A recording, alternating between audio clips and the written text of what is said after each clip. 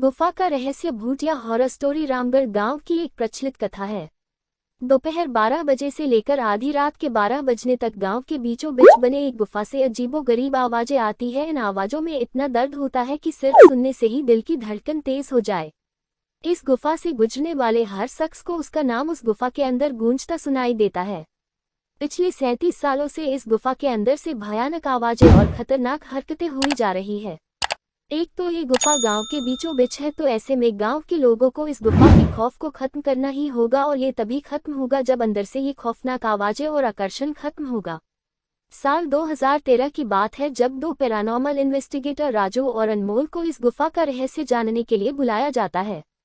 दोनों गुफा की ओर जाते हैं, तभी गाँव का एक आदमी गोपाल उन दोनों से कहता है, गोपाल साहब जी, आप लोग अंदर जाने की जिद छोड़ दो, अभी भी कह रहे हैं कि इस गुफा का सच बहुत खतरनाक होगा।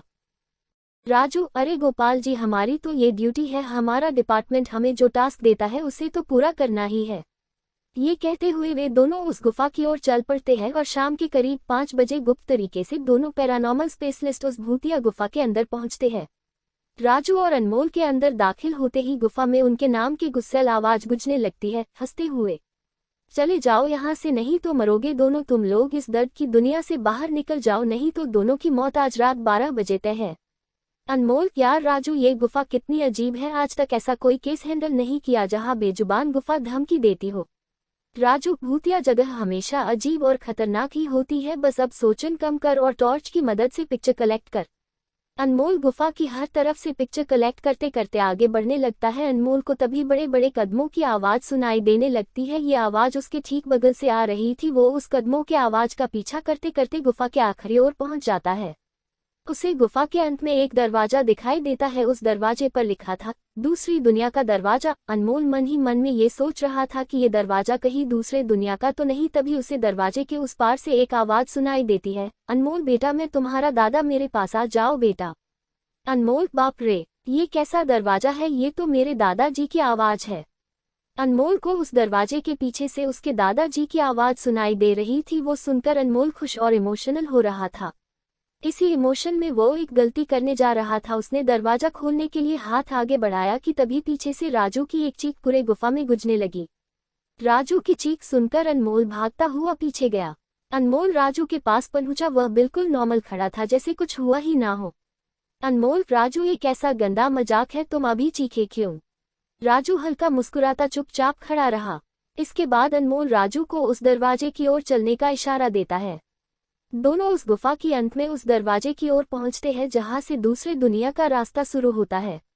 अनमोल, राजू, ये देखो, मैंने अभी तुरंत कुछ देर पहले अपने दादाजी की आवाज इस दरवाजे के पीछे से सुनी। मुझे लगता है कि इसके पीछे मरे हुए लोगों की दुनिया है। राजू, तो ये दरवाजा खोलकर देख लो ना। अनमोल, सही कहा, मैं दरवाजा खोलता हूँ।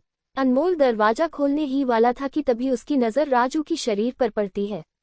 अनमोल, यार, जब तुम इस गुफा में आए थे तब तुमने सफेद शर्ट और नीली जीन्स पहनी थी, और अभी तुमने काली जीन्स और लाल शर्ट पहनी है। भाई, आखिर तुमने कपड़े कब बदले?